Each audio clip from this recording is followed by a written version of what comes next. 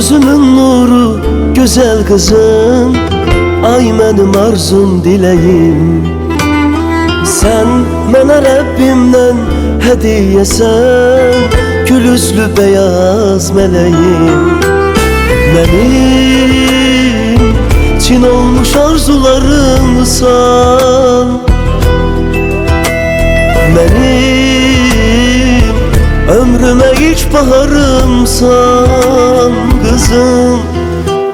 Sen atanın yüreği, göz bebeği, yerde olan cenneti sen.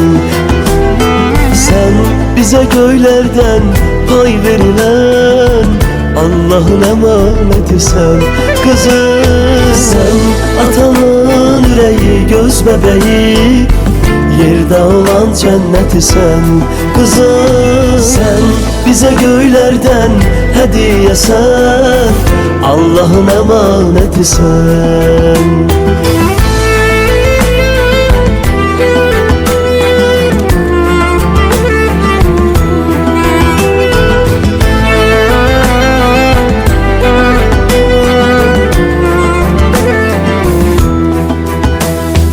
Təkcə bir arzum var bu dünyada, bir ömür xoşbəxt olasan.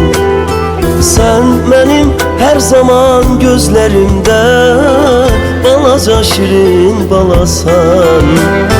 Benim Çin olmuş arzularımsan,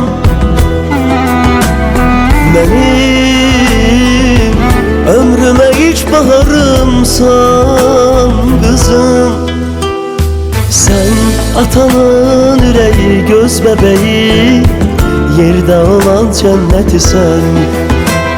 Sen bize göylerden pay verilen Allah'ın emaneti sen kızım. Sen atanın yüreği, göz bebeği, yerde olan cenneti sen kızım.